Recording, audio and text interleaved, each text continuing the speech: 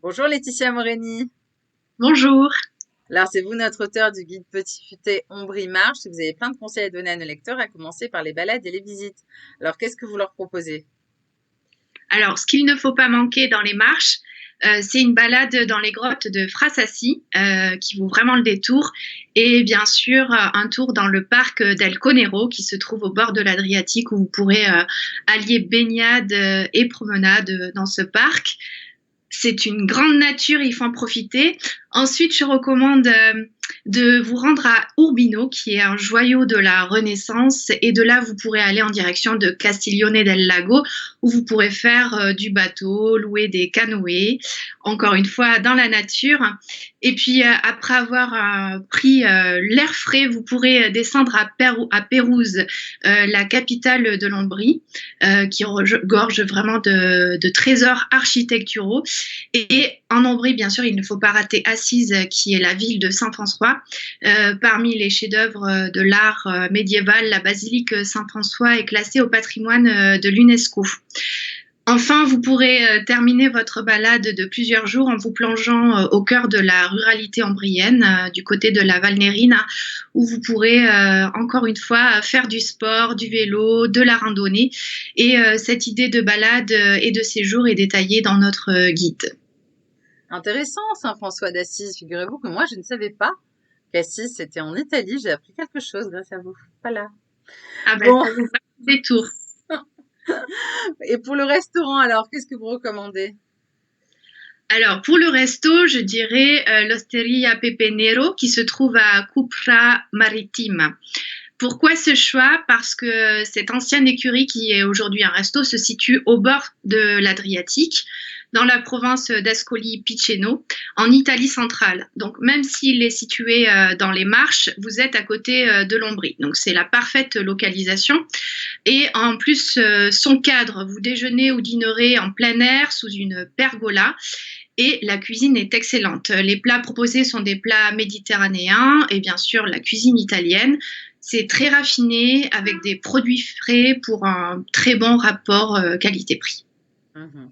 Très bien. Et pour sortir, faire la fête, alors, qu'est-ce qu'on peut faire dans cette région de l'Italie?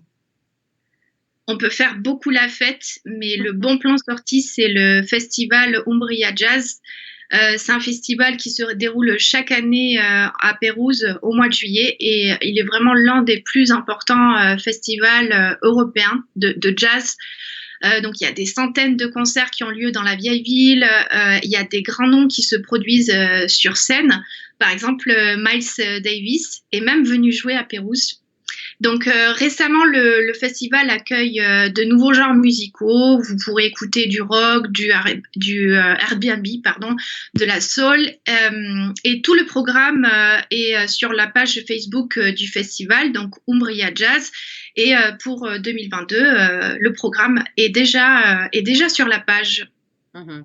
Très bien. Et s'il y avait un bon plan qu'on pourrait qualifier du meilleur bon plan de tous les bons plans en Ombrie Marche, ce serait quoi pour vous alors, Laetitia? Bon, ça, c'est une question très difficile. Donc, Ouais, je fais exprès. j'ai choisi une pâtisserie, Oui.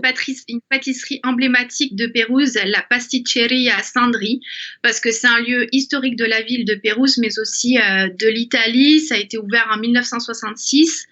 Vous y trouverez des pâtisseries et des gâteaux comme le panettone, des biscuits, des chocolats, des sandwichs salés pour votre petit-déj ou votre déj et des pâtes fraîches. Et c'est vraiment un lieu emblématique dans le sens où il rassemble toute l'Italie, sa culture, son mode de vie en un seul endroit. Donc, je dirais dans ce sens-là que c'est le bon plan des bons plans. Très bien. Et comme souvenir à rapporter dans ces valises alors?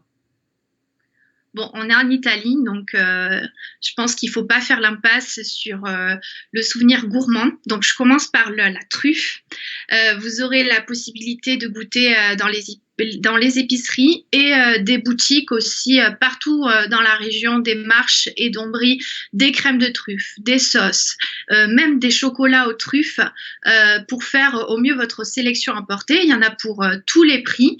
Et si vous êtes plus sucré que salé, vous pourrez opter pour le Bacio Perugina, qui est un délicieux rocher de chocolat fondu, fondant, qui est avec des noisettes et des chocolats broyés. Enfin bon, c'est très bon. Voilà, vous dégusterez, pas besoin d'aller dans les détails culinaires.